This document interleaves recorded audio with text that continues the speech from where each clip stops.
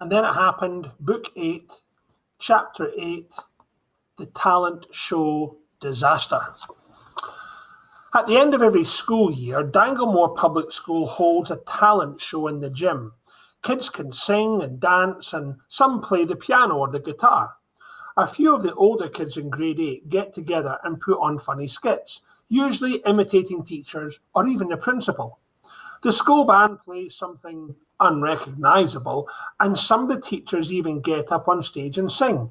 It's a lot of fun, but lacking in any real talent. Gordon, Paul, and I never volunteered to go on stage. We preferred to sit in the audience and watch. That is, until this year. Gordon surprised us by announcing to Paul and me that he was going to participate in the annual talent show. No offence, Gordon, I said, but what talent have you got except the talent for getting Paul and me in trouble? Oh, you'll have to wait and see, said Gordon mysteriously. A week before the talent show, Mr. Evans, the principal, announced that this year's talent show would be held on the last day of school. Furthermore, he wanted to have an extra good show because his boss, Mr. Sharp, would be coming to watch. Mr. Sharp was the superintendent of over 100 schools, and he was a very powerful man. All of the students were told to practice very hard and to make sure that this year's show was the best ever. Gordon was determined to use the talent show as an opportunity to get into Mr. Evans's good books. The way I see it, said Gordon, if I put on an awesome talent act, that will make this superintendent guy happy, and that will make Mr. Evans very happy. Then, the next time I get in trouble, Mr. Evans will remember what a good job I did and how good I made him look in front of his boss, and he'll take it easy on me. Paulo and I still had our doubts. I mean, Gordon was a great guy and our best friend, but besides being able to belch the entire alphabet, we'd never seen him display any special talent.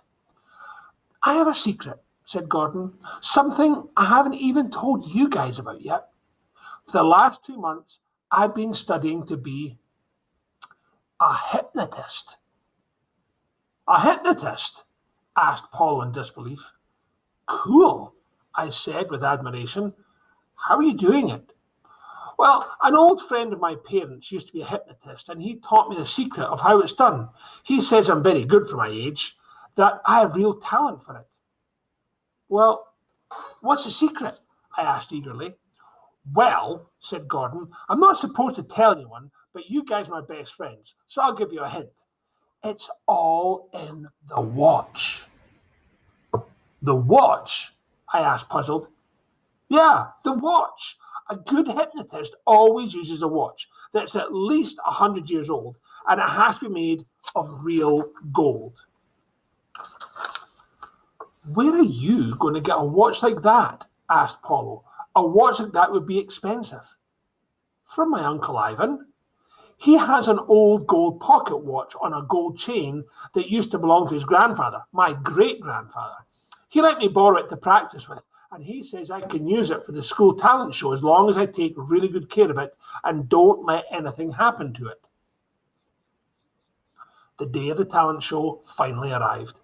Mr. Evans had a special chair reserved in the front row for the superintendent, Mr. Sharp, where he could get the best view of the show.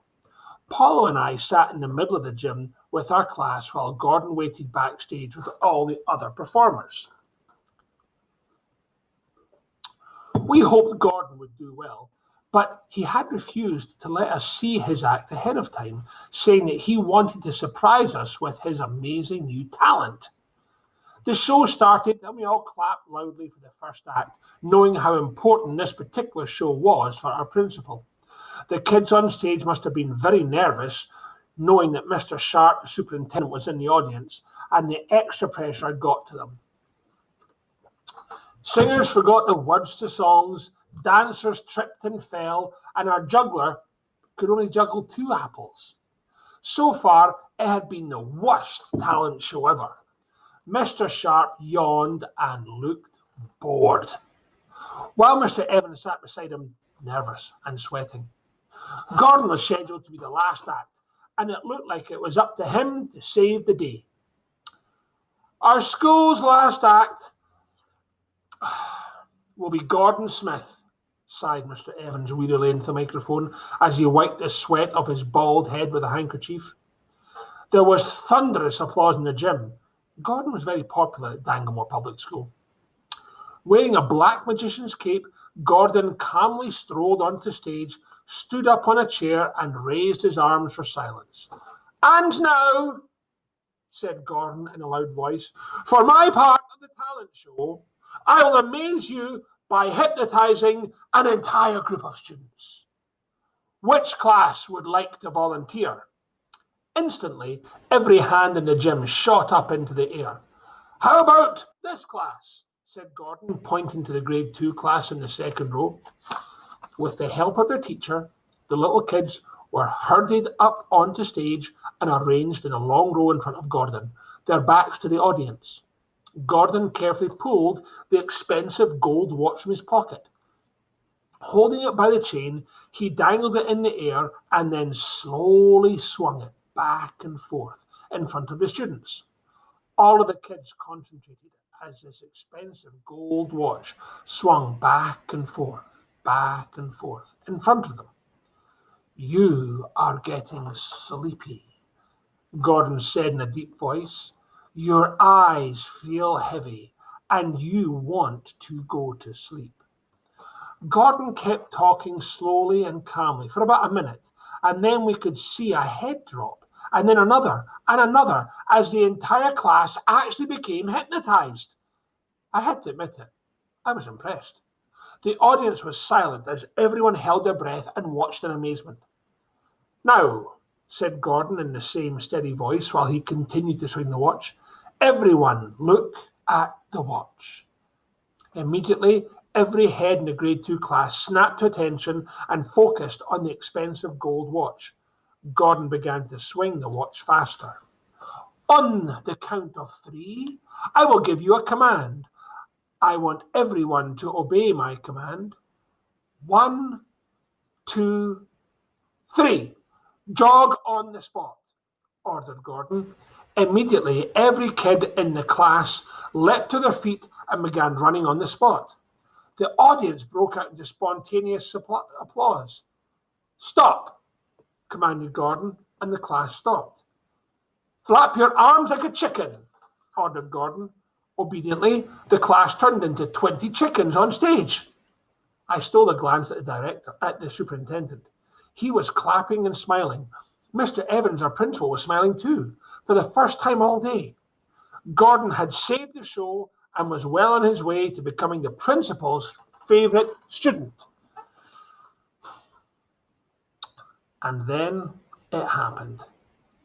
One of the kids who was flapping his arms wildly and making clucking sounds got a bit too close to Gordon, and he accidentally knocked the expensive gold watch from Gordon's hand, sending it flying across the stage and landing with a crash on the floor. The watch shattered into 1,000 pieces. "Oh, poop!" exclaimed Gordon loudly.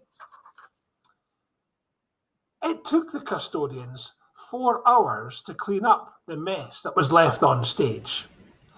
The superintendent never returned to Danglemore Public School again, and it was the last talent show that we ever had. End of the chapter. Do you understand what happened on the stage when those children who were being hypnotized heard Gordon say the words, "Oh, poop"? I'll let you imagine what that looked like.